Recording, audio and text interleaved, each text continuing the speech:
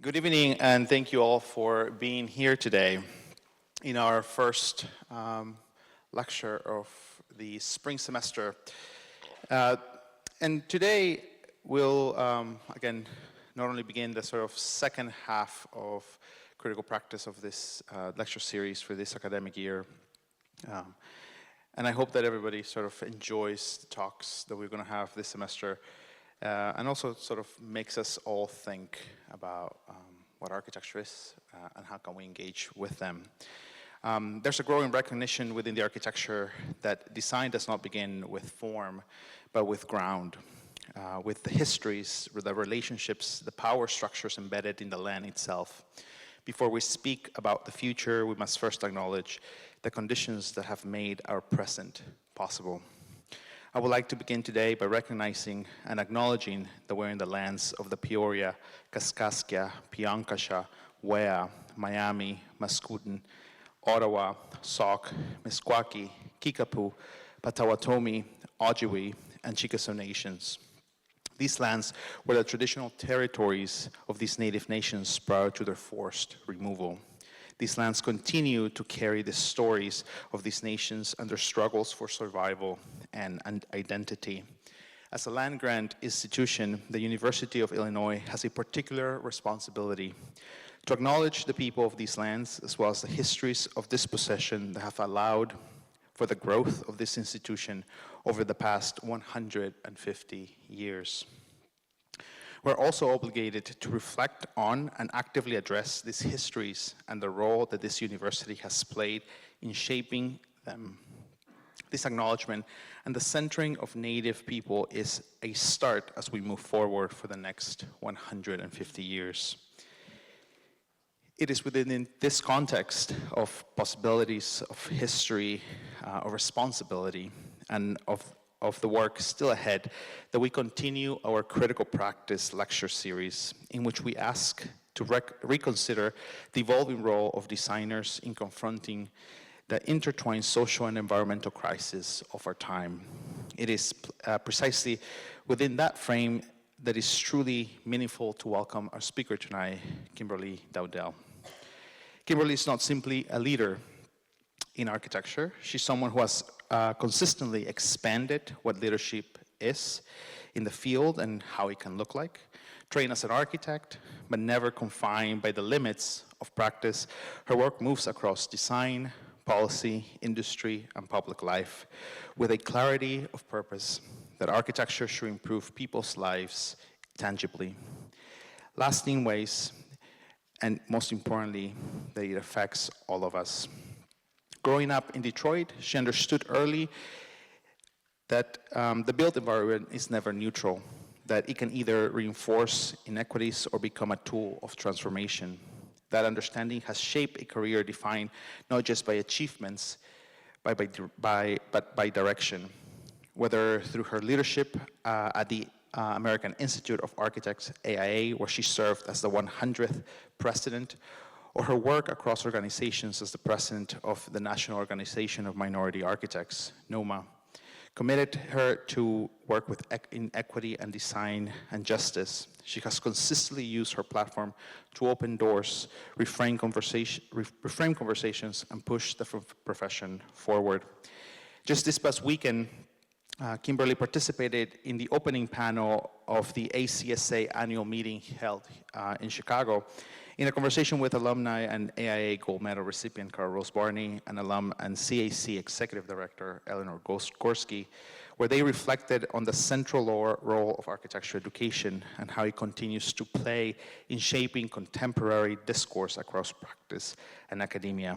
It was truly a great and enlightening discussion. What is remarkable about Kimberly is not only the range of spaces she operates in, but the way she connects them. She brings together practice and advocacy, technical experience and public responsibility, always with a sense that architecture must engage realities of the world as it is, while actively working towards it can become. So it is truly a privilege to have her with us, not only because of what she has accomplished, but because of the questions she continues to raise for all of us in this room. Today's lecture will begin with a presentation of Kimberly, followed by a conversation where I will join her here on stage, and we'll open up the questions to everybody. So everybody, get your questions ready. She'll be happy to answer them. Together, we will explore architecture's role in shaping our futures through sustainability, resiliency, and leadership at a moment that needs to be very much engaged with all these ideas. Please help me welcome to the stage Kimberly Dowdell.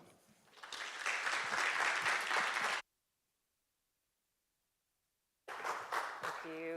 Thanks, David. Thank you. All right. Hello, everyone. Good evening. Good evening. Hello. Oh, thank you. Whew. Just making sure you're all real. Okay. Because, AI, you never know. Be replaced quickly. So, hey, everyone. It's such a delight to be here with you all. Just so excited. This is my maiden voyage to UIUC, so it's great to finally, I've heard so many wonderful things about your school, and I'm glad to be here with you. So on the screen here is actually one of your very famous alumni, Sheila Johnson, who's a mentor of mine and actually funded the program that I attended for graduate school. And so because I happened to be with her when she was wearing her black eye sweater, I wanted to show that off, but also talk about the power of mentorship, which I'll get into a little bit later as I talk about my story. But if you've not heard of Sheila Johnson, please look her up. She's an incredible woman who has led an incredible life and is a product of this incredible university.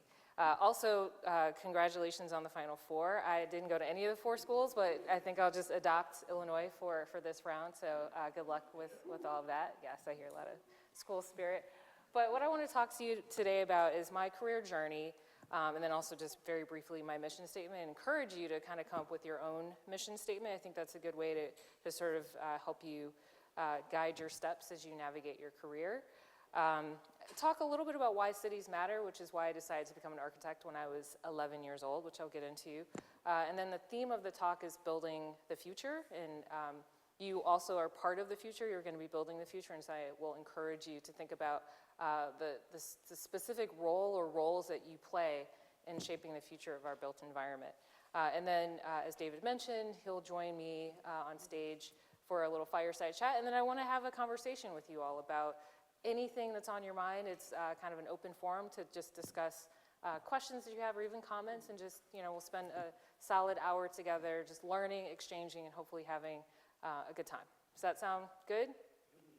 All right, great. So, from my perspective, cities are both very personal and public places at the same time. The city experience must be designed in balance.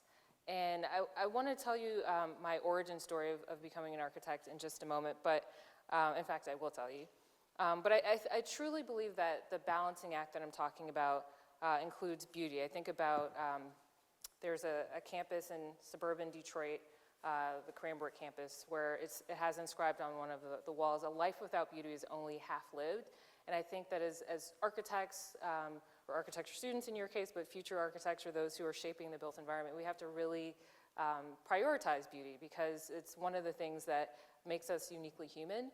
And so I encourage you to find ways to infuse, arts and culture and beauty into the work that you do, because it really, really does matter. You also have to balance what's good for the citizens. And also, this list is in alphabetical order. I think they're all important in different ways, but in case you're like, why are we jumping around? But beauty, citizens, making sure that, people from, children all the way to the elderly are well taken care of. It's such an important part of shaping our cities in the future. Culture, that's one of the things that gives a city its unique identity. I spent actually around this time last week, I was with a group of mayors from the U.S. Conference of Mayors, 6 mayors from smaller cities around the country, and we talked about the importance of identity in their cities, and some of them felt like their city could use a stronger identity to kind of help shape what that city's future could potentially become. Particularly from the lens of sports stadiums, the workshop was about bringing sports and entertainment venues to smaller cities to help spur economic development. And so we had a really robust discussion about a lot of these themes, and so this is fresh in my mind from those conversations. But culture is such an important piece of city life, and so as an architect, or anyone in the space of shaping cities and policy, thinking about how to foster culture is really important. Health is something that I'm really passionate about. In fact, before I decided to become an architect when I was 11, I wanted to be a doctor because I wanted to help people. And then I later decided, again at 11, that I wanted to help people by being like a doctor for the built environment. I saw in 2019 this graphic in Time magazine that showed health disparities in the city of Chicago, where it showed it was like a heat map of the life expectancy by zip code. And I was really disturbed, and still am, that there are certain zip codes on the north side of Chicago where the average life expectancy is 90 years, which is great, but then on the south side of Chicago where economic resources and just backgrounds are different, that life expectancy is 60 years. So we're talking a 30-year gap just within the same city. And so that's another topic that I think, that's a whole other lecture, but I think it's important for us as those who are shaping the built environment to consider how what we do actually impacts the livelihood of people, their health, their well-being, their longevity. Ecology is really important. When I was growing up, we had Captain Planet. I don't know if you even know who that is, but from the early days of my existence, it's always been important to think about the environment, and also it kind of ties into health because the healthier our environment, that actually fosters better health outcomes for us as people. So I've always been passionate about ecology and just making sure we're good environmental stewards. And as architects, we are charged with protecting the health, safety, and welfare of the public, and our environment is part of our responsibility. Economy is really important for so many reasons. It almost goes without saying, but cities are economic centers, and it's vital that we thrive in environments that have a healthy economy, but also think about the economics of our projects. So there's economy at different scales. But we have to be really mindful of what we're designing, how much it costs, but also what the value can be over the long run.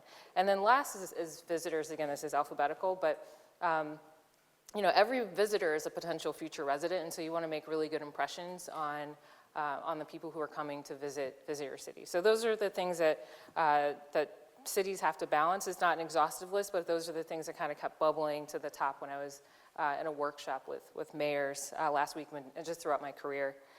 So I want to talk about why I decided to become an architect. When I was 11, I had this epiphany that if I became an architect, then I could actually help to restore what was then the old Hudson's department store. So the images here show what the building looked like in its glory days before I was even born. It actually closed the year that I was born. So by the time I got to 11, this building here, on your far left, it was a version of this, but with, imagine, broken windows and graffiti and just kind of not a great scene. And so I firmly believe that buildings are a symbol of care. And it seemed as if downtown Detroit, where I grew up, really wasn't cared for as well as it could have been. And I had learned what an architect was in a middle school art class, and I said, I'm going to become an architect so that I can basically heal this building and then also heal the surrounding environment. But spoiler alert, as you can tell from the middle image, the building was part of like the largest building implosion in recorded history, which was very sad. So that happened when I was in high school. So I did not get to work on that particular building. But years later, when I worked for the city of Detroit, and city government actually parked at the parking lot that they created, which was like was not what my vision for that building was. But thankfully, over many years, the building actually, or the site, eventually became the second largest tower in Michigan. It just opened recently, the Hudson's Tower. So it can kind of show how over the course of several decades, a city can, really struggle economically and then have, some strong leadership come in and make some good decisions, build what I like to call tri-sector partnerships to make important things happen. And by tri-sector, I mean the public sector, like city leadership, and the private sector, like all the businesses that want to make sure that cities are successful, and then also the philanthropic or not-for-profit sector coming together to really solve our most challenging issues, which is generally how those bigger issues get resolved. So I actually did my thesis project an undergrad studying, I got my 5-year Bachelor of Architecture and studied during my 5th year what happened in Detroit, how can we prevent those kinds of things from happening in the future. And of course, because it was an architecture thesis, I actually had to do a project that talked about, or that dealt with notions of abandonment and what do you do with these lost spaces and memory, and how do you create a future out of that. So I've been passionate about these issues for many years, and I think it's important to just highlight the importance of really building healthy, strong, sustainable cities that are ultimately in service to our people. So I want to talk just briefly about my journey, my career journey. Often students ask me, how did I get to become the 100th president of the AIA, and what happened with, just graduation from architecture school, like what did you do? And so, and I will say that it wasn't, I didn't graduate, or I wasn't even in school thinking, I'm going to become president of AIA. That was never an aspiration. It just sort of happened organically. And I often tell students, or really anyone who asks, oftentimes when you have ideas about how things can be a little bit better, when you voice those ideas, they put you in charge of that thing. And so over the course of my time in school, I remember joining NOMA as a student, and then going to the NOMA conference, and then getting invited to join the NOMA board as a new graduate.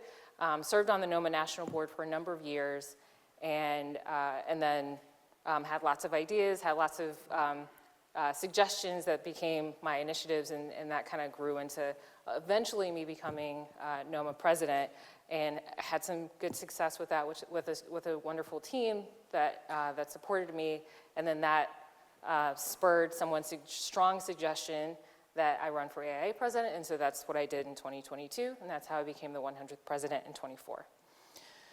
So in terms of what I actually did, these are all the logos of my life, as I like to call it. And so I won't go into all of them because I've lived a lot of life at this point, but I will kind of pull out some of the details. Again, I started in Detroit. All my education before college was in either Detroit or right outside of Detroit. Joined NOMA as a student, and then joined AI shortly thereafter. Worked in many firms. I've worked in the federal government. I've worked in city government.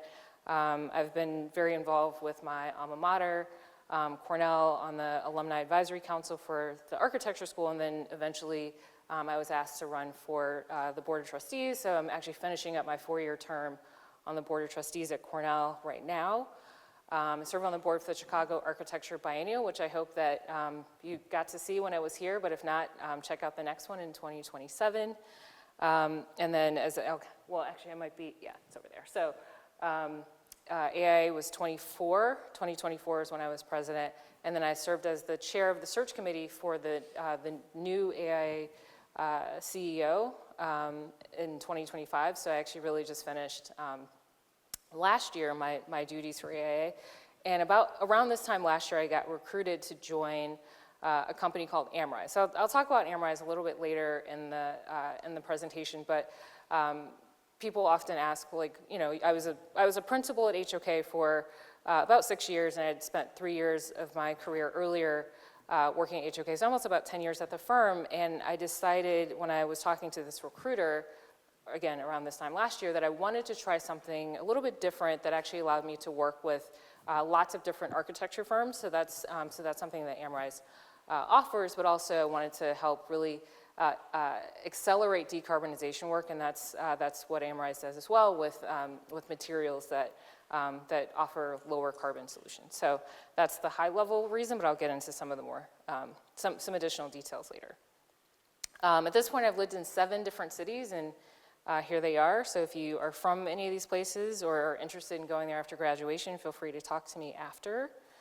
But ultimately my mission, which I developed, I feel like this has always been my mission, but I actually really articulated it in words maybe like 15 years ago, and that's to improve the quality of people's lives by design. And so whether I work at a traditional architecture firm, or I work in city government or the federal government, or I work for a building solutions company, this is really kind of what I'm trying to get at. And there's the work that you do sort of 9 to 5, or generally it's longer than 9 to 5, but there's also the the board work or volunteer work. And so I happen to volunteer on the board for the Chicago Architecture Biennial, which I mentioned, Ingenuity Chicago, which is an organization that works to ensure that every Chicago public school student has access to a high quality arts education. And then I'm also on the executive committee for the Chicago Central Area Committee, which works to ensure that the central area of Chicago is well considered and sort of supporting the plans for the future of Chicago. So, I get to do a lot of this work in different spaces, and also I have the wonderful opportunity to lecture to students. So again, thank you, Francisco and David, for inviting me to be here. It's such an honor to share this knowledge and just have an exchange with you about what the future could look like. So if any of you happen to already follow me on Instagram, you'll know that I was very active when I was AIA president. In fact, I did a post every single Monday. So for 52 weeks, there's a post. If you don't follow me already, feel free to follow me. Just look for my name. My handle is KND7112. But the point is, I did a lot of different things. And I certainly won't go through all of them, but this is kind of a screenshot of many of the 52 posts that I did. But the biggest theme that really came from all the travel across the U.S. and even across the world. AIA is the largest design organization in the world with over 200 chapters, and I got to visit like 12 different countries and dozens of cities. So one of the common themes was that affordable housing is a major issue almost everywhere, from Hawaii, which I was actually a little bit surprised by, to to Nairobi, Kenya, to different parts of the U.S., continental U.S. And so that's something I think is really important for us to think about, just housing, the future of housing, and how we as architects can help contribute to that. The other theme, and so AI's mission is to empower and inspire architects to improve society and transform the world. And two of the key priorities are climate action and equity. And so I spoke a lot about those particular topics, and I think a lot of the climate work or climate action work is going to be different from one region to the next for obvious reason, because weather issues are different. But I think everyone is struggling to figure out what specifically they can do. And then the other issue is just really trying to raise the public profile of the architect. So one of the ideas that I contributed in my president-elect year was to actually promote this notion of the chief architect or city architect for cities, specifically mayors, to hire an architect as their key advisor on issues related to their city. There's often a planning director, but I think it's important to actually elevate that conversation more specifically to urban design and architecture for specific projects that are of great importance. So those are some of the things that I did when I was AIA president, and still cheering them on from the side. But we have a new president, and so hoping to support him this year as I can from just my role as a former president. But if you want to know what I did, check me out on Instagram. And also just in general, I use Instagram a good amount.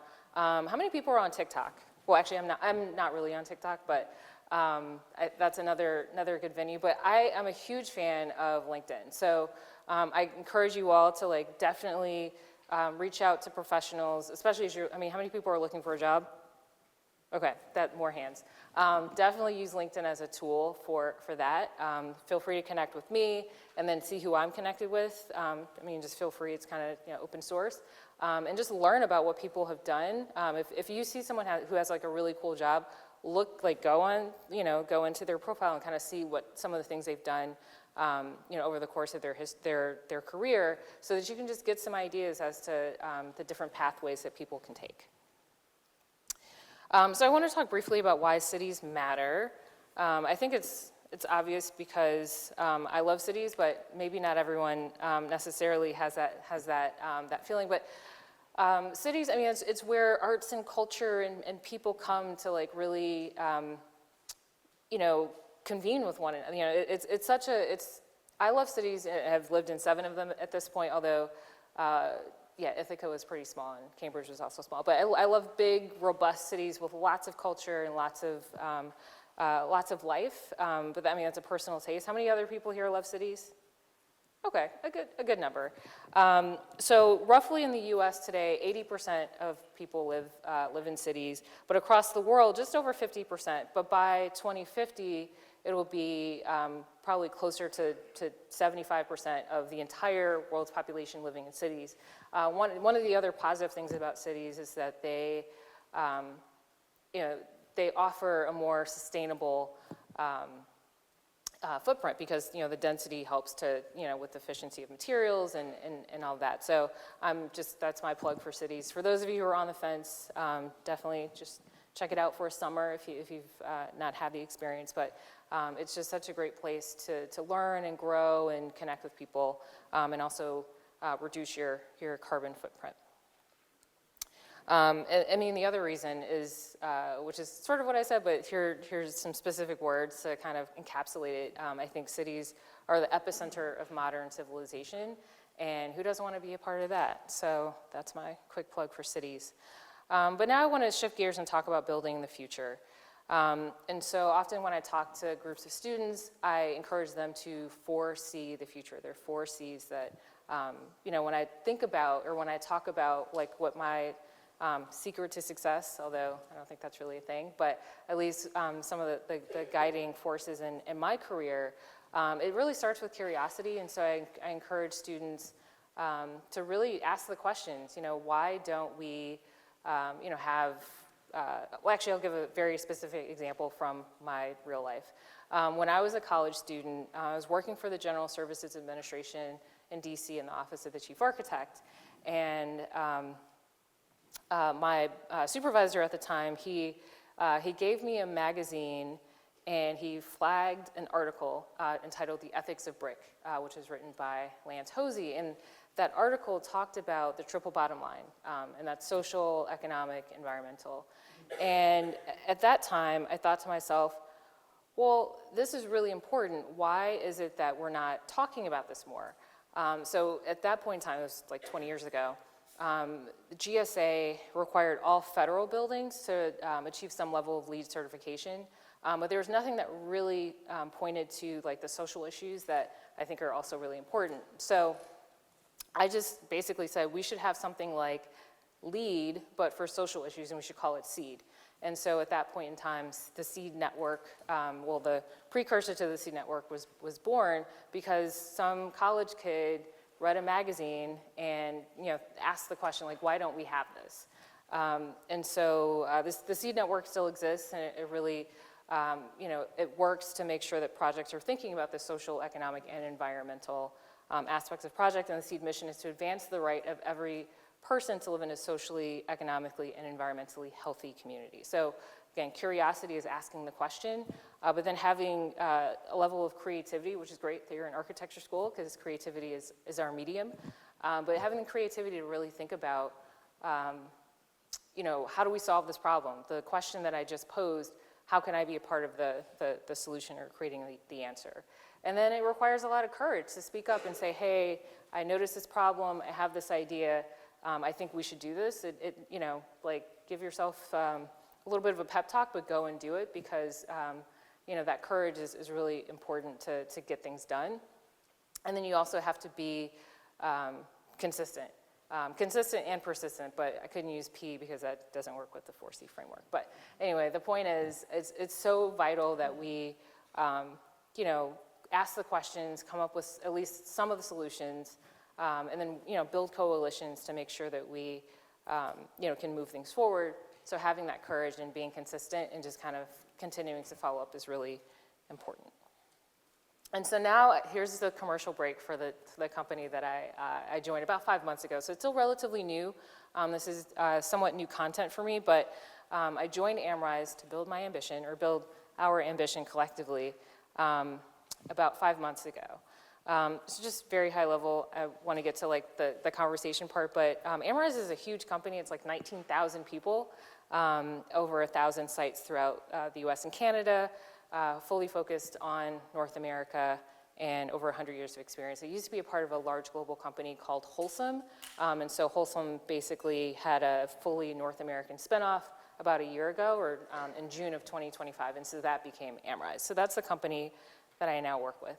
And just so you know, these are the products that Amrize supplies, but with a special focus on really offering innovative solutions that help to kind of reduce our environmental footprint and speed to construction and all the things that are important to building our ambition.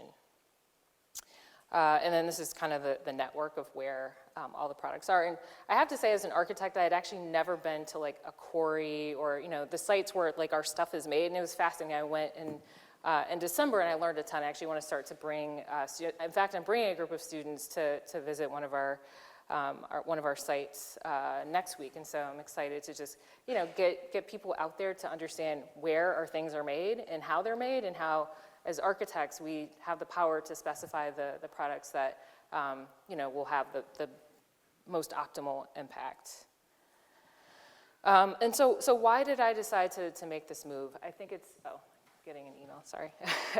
So I decided to make this move because, like I mentioned before, I think it's important to build awareness around our agency as architects to specify materials that improve outcomes. And then also, buildings contribute significantly to our carbon footprint. And of that large percentage, well, 40% roughly, 11% is related to embodied carbon, specifically building materials and construction. And so one of the things that I'm looking to do, again, this is a relatively new adventure for me, but just looking to advance conversations throughout the industry, starting with architects, but also engineers and contractors, to really help us push for a more sustainable set of solutions. And so just high level, resilient materials are really important, high performance products, speed to build, because we actually have a shortage of construction workers all across the country. That was another thing that I noticed when I was AIA president, was just this issue with not having enough people to do the work, and so speed is a concern. But if you can leverage materials and technology to help address that, then that helps. Also, transparent material data, specifically environmental product declarations, are an important tool as we try to quantify the impact of our products, and then also supporting local economies. The company, Amrize, is a $12 billion company that has a huge impact on all the different, the 1,000 sites that it operates. And so leveraging that for progress is also something I'm really interested in. Also, I wanted to show off some of your alumni, the work of your alumni. So Jeannie Gang is a UIAC alum, and this is Populous Hotel in Denver. And it's designed by Studio Gang, and also includes some of Amrize's low carbon concrete as part of the foundation. So I wanted to, one, highlight the project and shout out Jeannie Gang or Studio Gang, but also talk about the importance of innovative materials as we, shape the future. And so, how many people are familiar with the LEED rating system and all the different? Okay, so many hands. I won't go into all the details, but the point is, the products that we provide offer an opportunity to kind of get additional points through the LEED rating system. So that's another kind of benefit. But I think more importantly, it's about strengthening communities and finding ways to create jobs and economic development within the sites where we work, but also supporting mayors, which is partly why we're involved with the U.S. Conference of Mayors and supporting them as they think about what the future of their cities look like. Also want to shout out Carol Ross Barney and Ross Barney Architects, who designed the Chicago Riverwalk, which also includes some of Amrize products. So that's another reason for this particular image. But if you think about I did not live in Chicago before the Riverwalk was transformed, but what I've heard is that it was such a transformative project, and it had great support from Mayor Rahm Emanuel, and also, so basically it's another example of that tri-sector relationship building that's so important. The public sector really saying, hey, we want to transform our riverfront. The private sector raising, the funds, and then also working with Ross Bonnie Architects and others to create a really wonderful intervention, and also a lot of philanthropic dollars had to go in to make it work. But I mean, how many people have been to the Chicago Riverwalk? Okay, how many people love it because it's cool? So again, that's another example. And if you ever hear Carol Ross Bonnie talk about her work, she definitely talks about the importance of environmental stewardship. And again, materials are a part of that. Obviously, design overall is more than just materials, but I want to encourage us to think about materials a little bit more. And so the last slide I'm just going to talk to you before I invite David up to join me for a fireside chat is, designing a career and building your future. I like to say that, you have the ability to be a traditional architect, whatever that truly means, but also there are so many opportunities outside of traditional architecture. And so I like to say there's those who practice architecture and there's those who practice beyond architecture. And I don't think there's a hierarchy there. I think that they should be seen as both very valuable to our society. And even within practicing traditional architecture, I think about my work for over a decade in firms, and there are really like 4 major pathways, and there's like a 5th one that's emerging. But I'll just talk about them very briefly, and then I'll mention some of the beyond architecture opportunities that you can consider.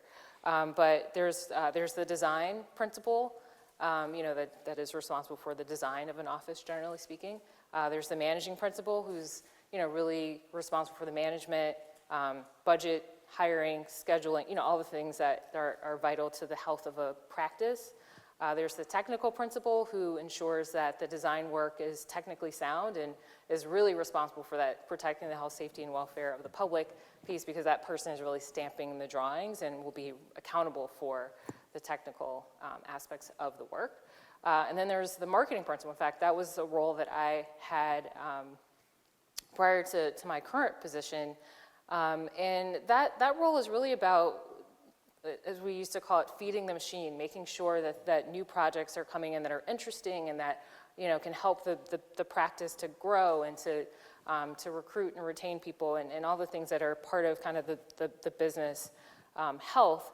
But I think there's another part of it where you're also advocating for architects. And so I kind of use marketing and advocacy in similar ways. And so I actually did advocacy, obviously, when I was NOMA president and when I was AIA president. So I think we need architects to speak to the general public about what we do so that we can, in a way, translate, because sometimes we get in trouble for what's known as archi-speak, and regular people just want to know what we're trying to say. And so we have like translators in our community, and so I'm happy to be a translator for some of the things that are a little more cerebral than the general public would pick up.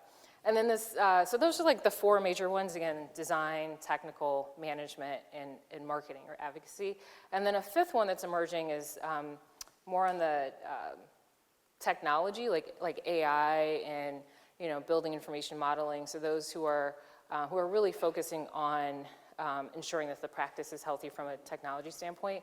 We're seeing more and more people go into that space as well, which is, again, they're all important. And so you might have an inclination towards one of those 5 paths, or you might be really interested in solving social issues in Puerto Rico, which there was a studio that I walked through earlier today where that was part of the topic, or social issues in Chicago. And maybe instead of practicing in the traditional sense, in a firm, maybe you are working in city government, and you are creating policies that help to facilitate the kinds of work that your peers in firms are looking to do. So there are lots of different opportunities. I think about when my class from architecture school we graduated around the 2008 crisis, so a lot of us had to get really creative about what we did outside of traditional architecture, because those jobs became really scarce because of the crisis. And so I have classmates who went into real estate development. I have classmates who have gone into fine arts. I've had classmates go into theater. business, I mean, all kinds of things. And they're thriving, but they're able to use their creativity to bring what they learned in architecture school to these other things. And I celebrate that for them. I think we need all kinds of people to both serve in architecture, traditional architectural roles to create the built environment that we aspire to have, but then also those to help facilitate that in other ways. So I leave it to you to design your career as you would like to see it. And also, based on all the logos that I showed on that previous slide, don't be afraid to like try different things. I mean, you get one life, but you have many opportunities to experiment, and so I encourage you to do that. So design your career, build the future, which is the name of the talk, and I thank you for your time, and I invite David up for a little Q&A, or fireside chat and Q&A.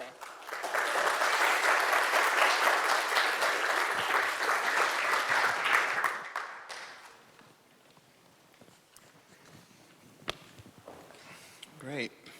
Thank you, Kimberly, again for your talk and for really sort of giving us not just an overview of how your career panned out and how you went through sort of various, not just places of work, but really places that you could actively engage with people, with teams that you're working with, the community, and really have an effect, right, on at very different scales. And I think that's an important aspect for all of us when we're working in architecture to really consider.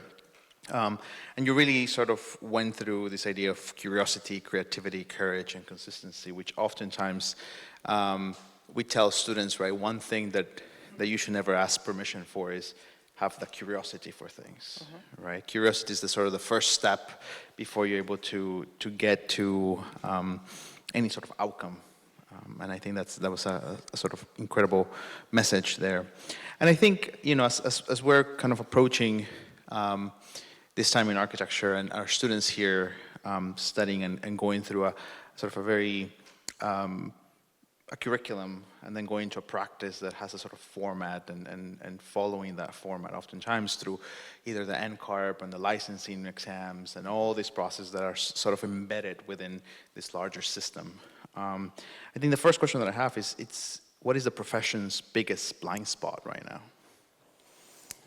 I think that the profession has a few different blind spots, but I think the biggest one is, and we're aware of it, but we have to actually do more about it, and that's really preparing ourselves for the rapid technological changes that we are seeing happen, from week to week with, artificial intelligence becoming more and more a part of our everyday lives. I was just at another university a couple weeks ago, and I was talking to some seniors, and they said, ChatGPT came out my freshman year, so I don't actually know college without, the assistance of ChatGPT, and they expressed some concern about how younger students, they obviously got it when they were in high school, and so there are questions about, the ability to kind of solve problems without ChatGPT, and I think a little bit like, how with calculators, it's like you can do math in your head, but like it's harder because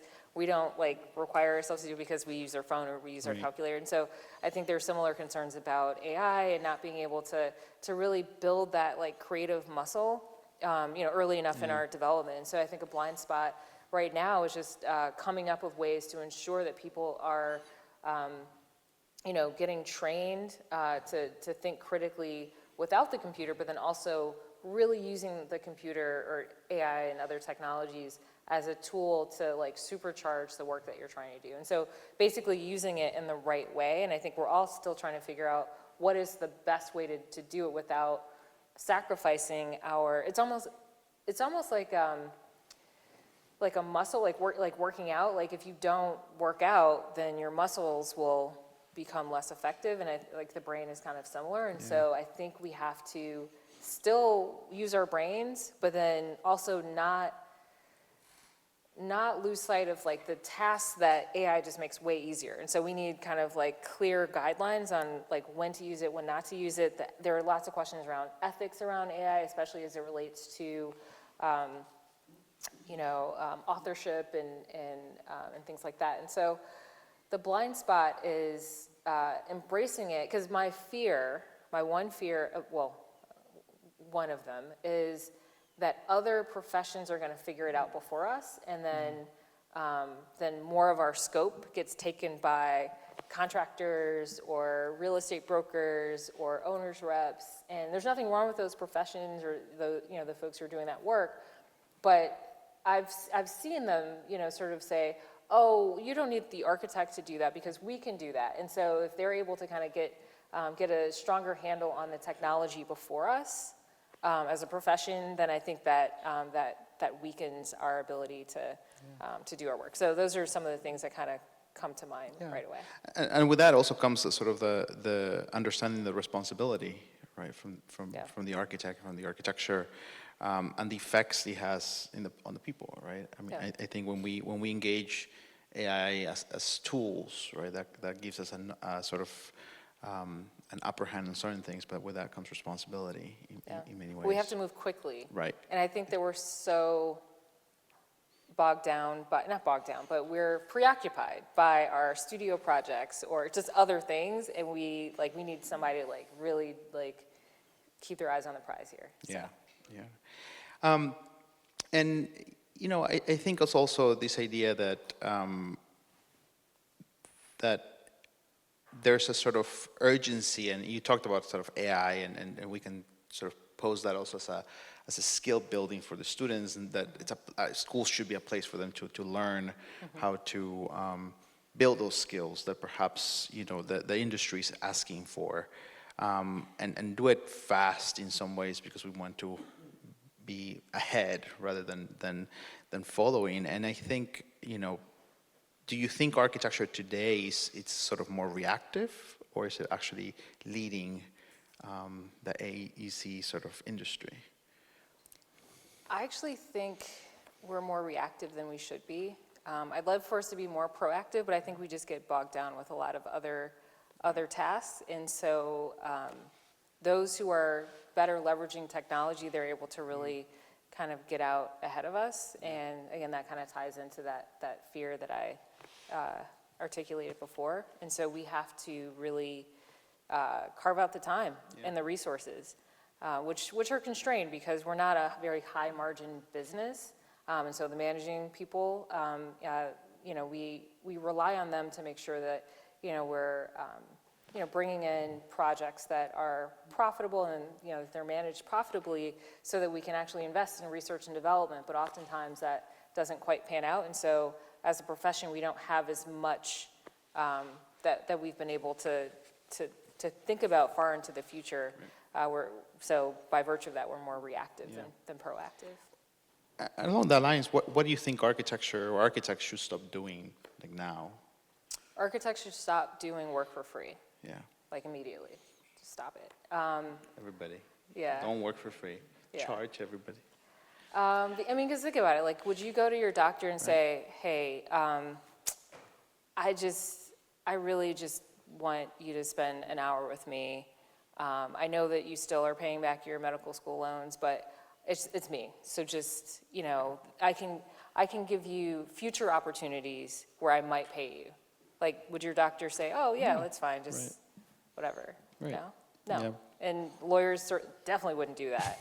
Basically no one else does that except for architects because we love what we do, as we should, but we also put a ton of time into learning how to do what we do. I mean, on average, it takes 12 years to become a licensed architect in the US. And I really think people need to think about that as they're giving away free services. And even, marketing pursuits, those require tons of time. And I think it's important, and actually I think that's where AI could be more helpful. Before AI, which again, we're still trying to figure out, it would take hours and hours and hours to put together proposal responses for a project that may not even be real. That's actually the craziest part. There are clients who are like, all right, let me get an architect. And then okay, you guys are younger, so you probably haven't bought a house. But if you've ever bought a house, generally speaking, the real estate brokers, hey, could you send proof of funds, right? Because I don't know that I want to waste my time until I know that you actually have the money to buy this house. And so then you send them the amount that you have in your bank account, or a letter from the bank that says, yes, this person can afford, and then they talk to you. Architects don't do that. We're like, oh, this sounds like a really cool idea, and then the client comes up with all this stuff that they want you to do, and then you do it in hopes that you get the project. You're like, congratulations, you have the project. I actually don't have any money, but when I do get the money, I'm gonna be super excited to work with you. Like, that happens a lot, actually. Yeah. And so there should be things in place that kind of protect architects from doing that, which is pretty damaging to the health of the practice. I think it's something that you start from the beginning in many ways, right? Going into the practice and advocating for yourself. Yeah. And I think it's a matter of changing now, because we always say when I get to a level, or when I get promoted to a new sort of level, I can make the change. I think it's about advocating from the moment you walk in the door. Yes. And not be afraid of doing that. And I think your generation, I think you all have a reputation of being very communicative about what you will and will not do. Keep that energy. Yes, and that is true. That is true. Don't I know it in studio?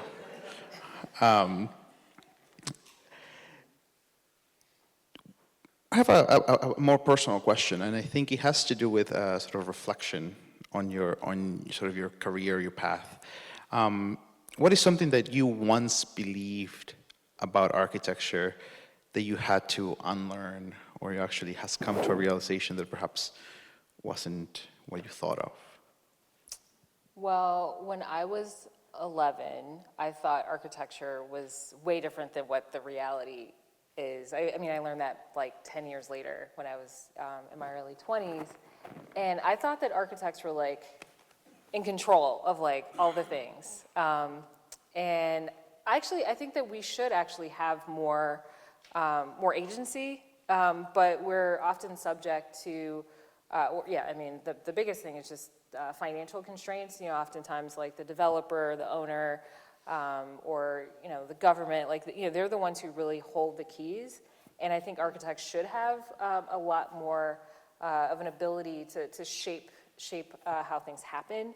And so that's actually why I went to get my Master of Public Administration after I got my Bachelor of Architecture, because public policy and just public leaders have such a tremendous impact on what gets built, by who, where the financing comes from, all those things. And so, there are just so many other stakeholders in the development process that have more power and more authority. And the thing is, architects create so much value.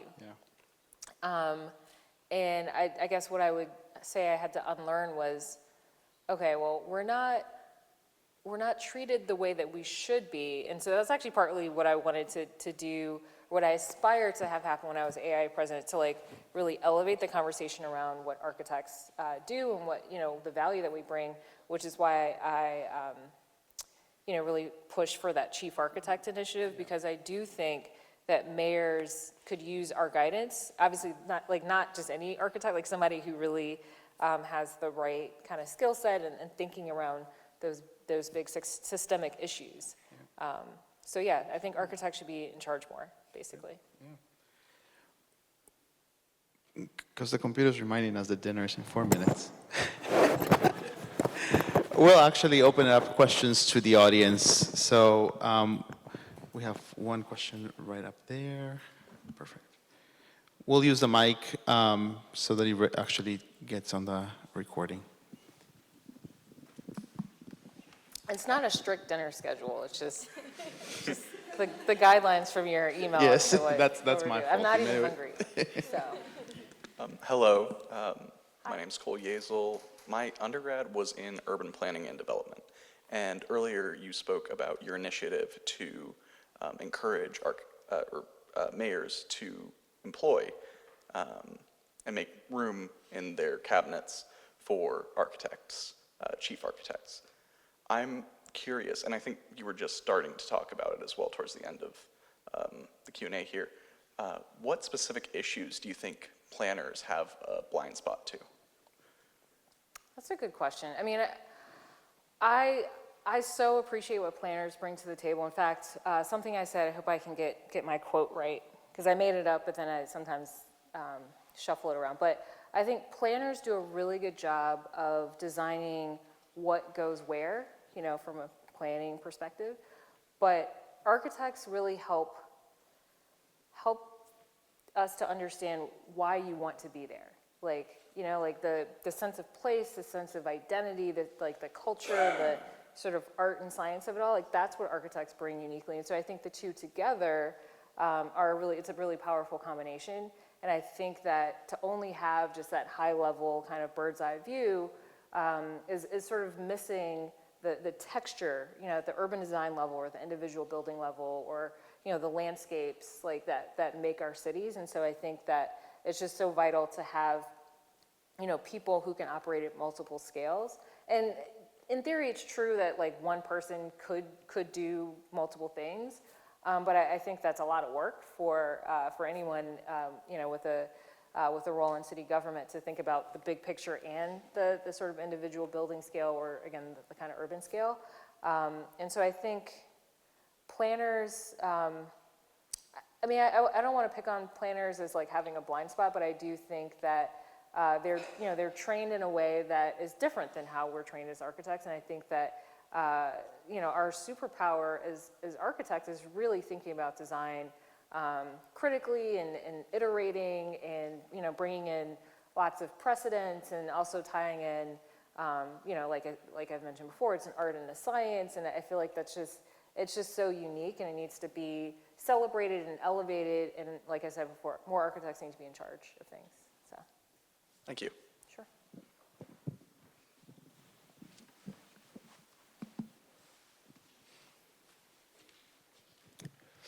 Hi, I'm Giorgio, and thank you for your lecture today.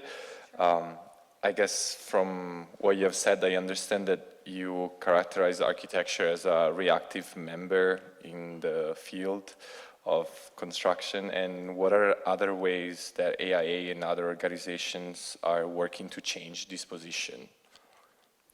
Yeah, well, I know that the AIA has a lot of different initiatives that are happening all at the same time. There's a community of what they call knowledge communities. So there are knowledge communities about housing and sustainability and you know, emerging professionals, all kinds of things. In fact, check out AIA.org and you'll see all the different opportunities there. But also more recently, there's been a task force that's been created around AI to deal with the issues that I just said I'm concerned about. So AI knows, in fact, when I was president, we started those conversations, but the task force just got stood up recently because sometimes it takes a while to organize things. So that group is working on that now. And then NOMA has a number of initiatives that, you know, they're focused on, you know, diversity and justice and equity and inclusion in the profession. The Association of Collegiate Schools of Architecture, as the name suggests, are focused on, you know, that group is focused on architectural education and how to make sure that you all are coming out and prepared to really take on these big challenges. There's the National Architecture Accreditation Board, which comes to the schools to make sure that you know, all the schools remain accredited and are doing the things that are really required for a, you know, successful career.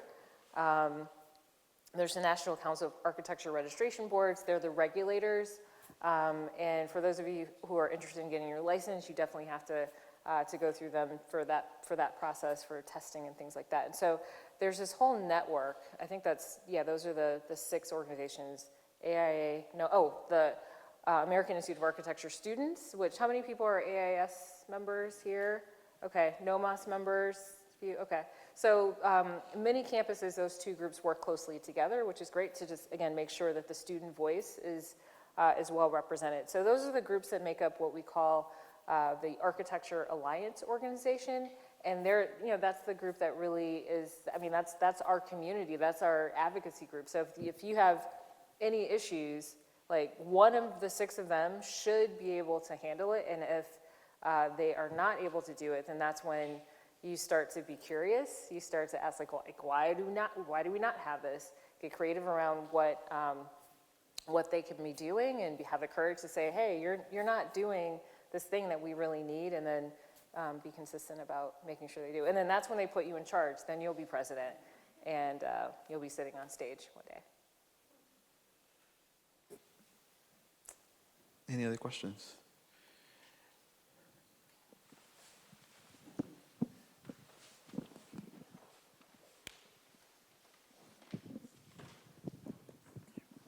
Hi, thank you so much for your lecture. I was just wondering about how you were talking about Amrize and how they supply materials, and it doesn't sound like a traditional firm. So I was wondering what your role as an architect is at like a company like Amrize. Yeah, no, that's a great question. So Amrize is an advanced building solutions company, offers a wide range of materials, and the reason why I decided to make the move is to help to really advocate for more of those materials to be used. So my specific title is VP of Strategic Partnerships, and so I'm creating partnerships with major firms, with universities, with companies, particularly like hyperscalers like Meta and Amazon and Microsoft, to like actually supercharge the decarbonization efforts that some of the companies that are larger and they're creating really large projects, accelerating their usage of materials that have lower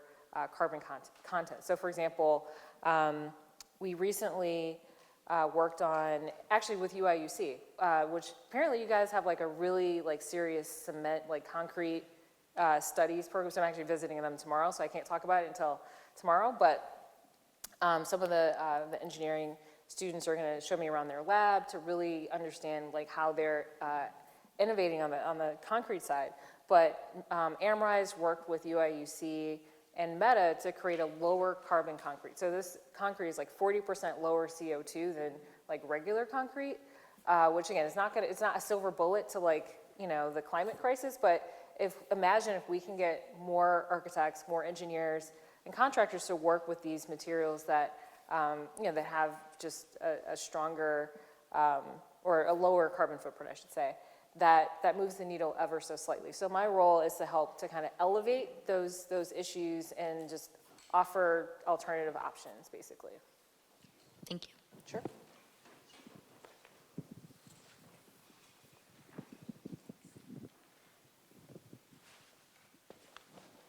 Any other questions?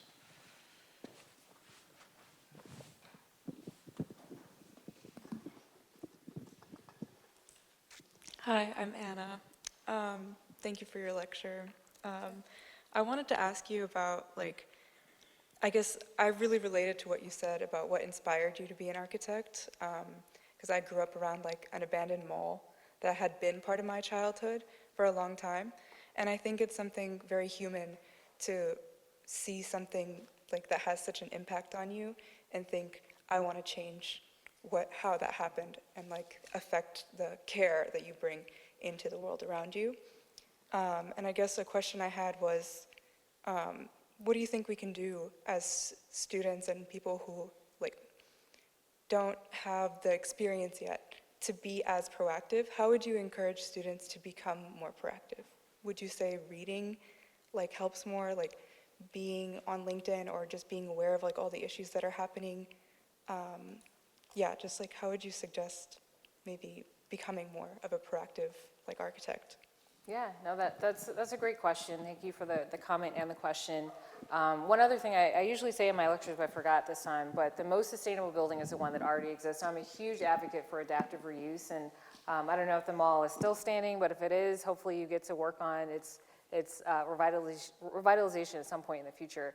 So that's maybe where I would start, is just like challenging you, or not challenging, that sounds like a duel, encouraging you to think about what the future of that mall could be, and like maybe writing a letter to the mayor and saying, hey, I'm an architecture student, you know, this building is meaningful to me because of XYZ, and I'd love it if you would consider, who knows, maybe they'll hire you as like their first chief architect when you get out of school. But I think it's so important for us as architects to understand the power of our vision and to actually use our voice to change things. when I was in college, I didn't get any like buildings renovated, but I used like letter writing as a way to like, to get things changed. When Hurricane Katrina happened in 2005, I remember my school was like really, helpful with bringing students from Tulane to campus to just acknowledge that they were displaced, but there are several HBCUs, or historically black colleges and universities, that were also impacted by the hurricane. And so I wrote a letter, and they like brought some of the students to campus. And so that was like my first foray into like writing letters to get things changed. And so I write letters all the time for things that I think should change. And so that's one thing I would strongly encourage you to just, again, be curious, like why is it like this? And then think creatively around like what specifically can be done to address the situation, have the courage to articulate that. And personally, I think it's best to like directly send the letter to the person and don't put it on the internet first, because that's just like kind of rude to give people like the chance to like address the issue privately. But then I think there's also ways to build coalitions, and definitely leveraging social media to kind of like build an awareness if there's like a campaign or like a petition or something that you feel really passionately about something happening. Don't be afraid to use your voice to really start to change that. And definitely reading and joining organizations that are doing the things that you think are really important. Just getting involved. Like many things, the more you put into it, the more you'll get out of it. And so, yeah, that's kind of how I got involved, so involved with NOMA and then AIA, and just generally being a champion for improving things in our profession. You're welcome. Any other questions out there? Also, just to sort of end the conversation and the presentation, We're 9 minutes. We're 9 minutes past, dinner, right? I'll have to figure out how to make that not do this the next time I give a presentation. Right. Sorry, it's a No, little distracting. You're fine. You're fine. Given the times, I guess my last question is, what gives you real optimism right now? The future, you guys. Truly, I think it's so energizing for me to come and meet with students who are not disillusioned by the world, like those of us who've been out for a while, some of us. But you bring such fresh perspectives, and you are here because you want to change the world, many of you. And I think that's so refreshing, and we need people to kind of fill in the gaps, because a lot of people have veered off and are like, okay, I'm just gonna focus on other stuff. But the passion and dedication I think that you're going to bring into the profession is so valuable and so important. And even the tools that you'll have that, for example, have you figured out AI yet? I don't know, I feel like I don't have time. But you guys, you're this is your world. So maybe someone can mentor me on the best ways to leverage those tools. But I think that the way that you are thinking about the world and training, I think it's just going to be a breath of fresh air once you get into the profession. I know that with economic uncertainty, it's difficult to find summer internships, but I encourage you to be persistent, really. And also, I was sharing earlier with you that if someone doesn't respond to your email, it's not because they don't care, they don't want to hear from you, but they probably just with your email from 5 years ago. Sorry, I flagged it and I unread it. I was like, this is important, and then I completely got distracted. And so I encourage you to just follow up, and I would say follow up to 3 times. Then after that, maybe give it up. But the point I'm trying to make here is never take it personally. No one is ever oh, I don't like the way that person wrote this email. It's more so just a bandwidth issue. Also, people assume that I have an assistant. I do not. So that's another thing.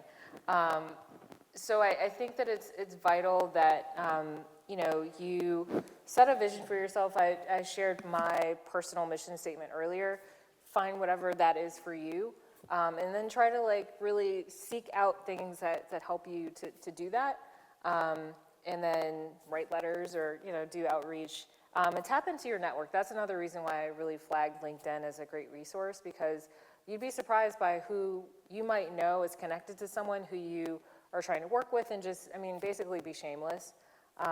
Tap into your alumni network. I think people who go to your school are more enthusiastic about making sure that you're successful because you're one of them, and so doing that is important. But stay encouraged, stay persistent.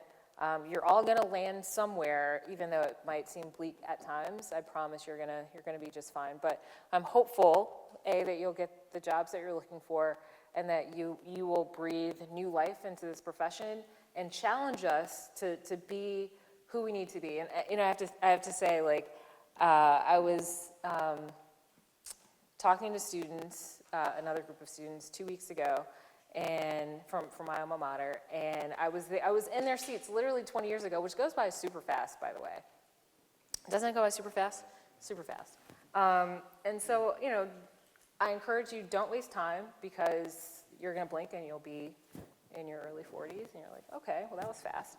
The other thing is, I remember complaining, I'm like, why isn't this profession doing X, Y, and Z? And now I'm like, I don't blame myself, but I'm like, I haven't had enough time to like fix things. And so we need more people to like really join the fight to like make things better. Because I was like the same complaints that you probably have right now.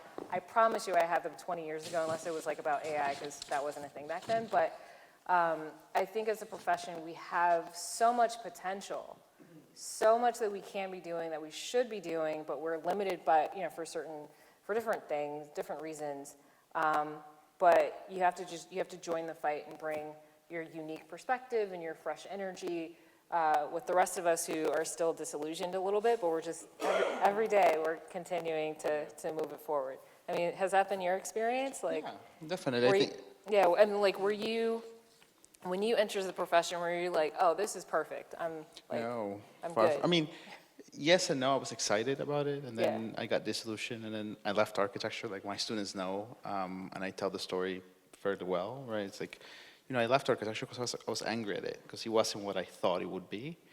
And I don't think I actually appreciated it until I came back, and I saw it from a very different perspective. And it encouraged me, I think, to seek other sort of paths of what architecture is, right? And creating my own sort of trail and track. And then I ended up being here in academia and hopefully encouraging future architects to do, other things that perhaps are not listed in the, approved list of architecture things to do, and move the needle a little bit by little bit. And I think that's the most important part. Yeah, well said. We're all moving the needle. Exactly. All right. Once again, thank you, Kimberly, for your presentation and for being here with us today.